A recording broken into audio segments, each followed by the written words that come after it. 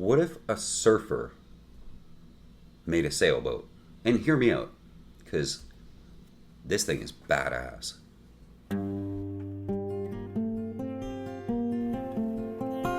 A lot of you guys ask me why I'm not sailing right now, and the truth of the matter is, I am sailing right now. Lady K is in the middle of some major repairs, and I still sail her multiple times a week, but I'm also honing my own skills.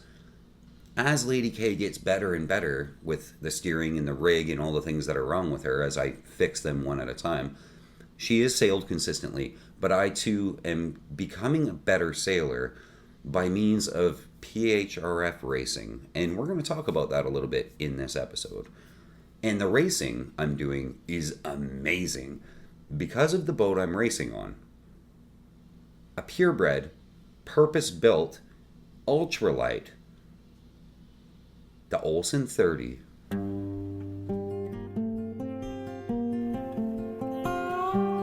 So there's this surfer dude named George Olsen who was helping with a boat delivery from Honolulu to Santa Cruz, so like a big part of the Pacific he had to cross, on a 68-footer that was considered an ultralight race boat. And we've never talked about these, but we should.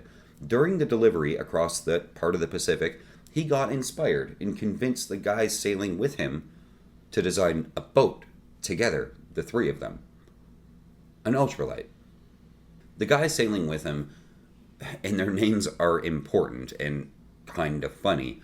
The first one was Don Snyder, whose last name starts with an S, and that's important. George Olsen, obviously, whose last name starts with an O, and Dennis Bossano, whose last name starts with a B.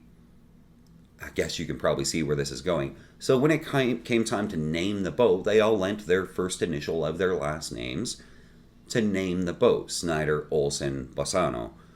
So the boat was called the SOB. I'm not even kidding. The SOB 30. The boat that they made together, these three guys, these SOB, was called the Pacific High, an ultralight sort of race boat. And it did really well. And while George Olsen was sailing on it and racing it and getting to know it, he wasn't done yet. He sailed the Pacific High and learned how to make it faster and faster and faster. The result of all this learning pushed him to make yet another boat. He took the Pacific High and he modified it. He reduced the draft a little bit, ditched the teak decks because they were too heavy, and just went with fiberglass and rolled on anti-skid, and increased the freeboard a little bit, and he produced a new plug to make fiberglass boats for the new boat that he wanted to build. Now, I can't emphasize this enough. The goal was lightness. Like forget about batteries. We're going to put like a motorcycle battery in it. Forget about everything that could be heavy. We're going to go with the lighter version. He wanted the new boat to compete in the ultralight market of racing sailboats. So he kept it really, really simple. Just a single spreader masthead rig. The Olsen 30 was launched with balsa cord deck and balsa cord hull and a foam cord rudder, and just a deep fin keel with some lead in it. The weight savings didn't stop on the outside either. The interior was made with an extra light spruce plywood, the bulkheads and the cabinetry, and then the boat went into production. So some of the Olsen 30s were built by Pacific Boats, which was the company that George Olsen was a part of, and then some later ones were built by Erickson Yachts. So if you have an Olsen 30, you have to actually look up your hull number to find out who actually built your boat, but they're pretty well all the same anyway. So let's remember for a second that we're talking about a 30-foot boat, 30 feet. So you wouldn't expect it to race in, some ocean crossing kind of stuff. You'd expect it to be like some short races, maybe the Great Lakes, across this and that kind of lake, but you'd be wrong. The Olsen 30 has competed in so many racing series, it's literally been everywhere in a race, from old MORC racing, California to Mexico, and even California to France. There's a race that does that, and the Olsen 30 has done it. This is in the early 80s. These things have crossed the Pacific, the Atlantic, and most of the time, because it's a 30-footer, they've done it single-handed.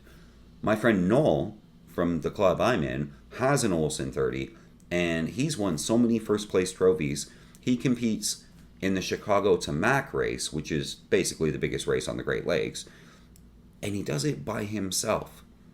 Solo, single-handed, Chicago to Mac on an Olsen 30. And he wins.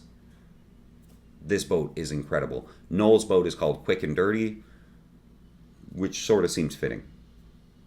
The boat I race on is called Surfer Girl, and there is a reason for that name that's quite interesting. The Olsen 30 can plane like a powerboat. It can plane.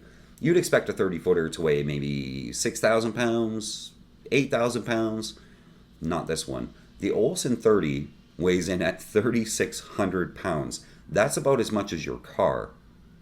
Now, the hull is designed specifically to plane downwind. For those of you who don't know what that means, a sailboat is a displacement hull, which means it's got to push water out of the way while it moves forward. Most powerboats defeat this with sheer horsepower. They pop up on top of the water and plane out. Once a powerboat is planed up on top of the water, they no longer have to push water out of the way, and they ride on top of it, so the water resistance is all but gone. They can go much faster.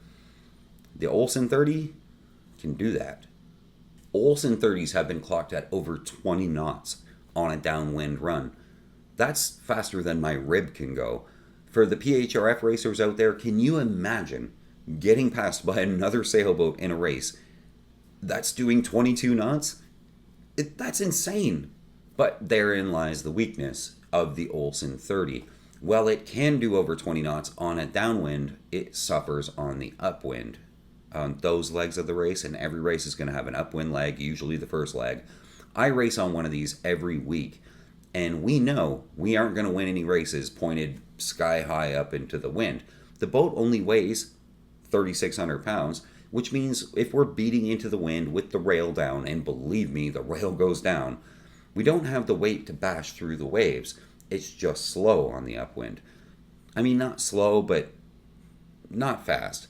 Noel from Quick and Dirty at my club gave us some solid advice. He said, don't point too high, run a longer race off the wind, fall off quite a bit and run the longer race, but gain the boat speed.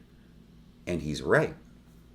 These ultralight displacement boats just don't go upwind the way the bigger, heavier boats do. So while it can point damn near straight into the wind, it doesn't do it quickly because it doesn't have the weight to battle the waves and the wind.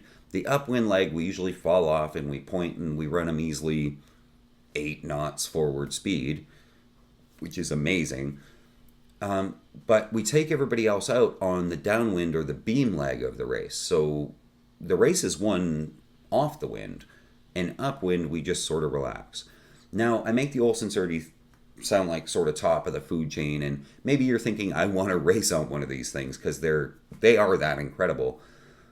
But it does have a natural predator that can take it out.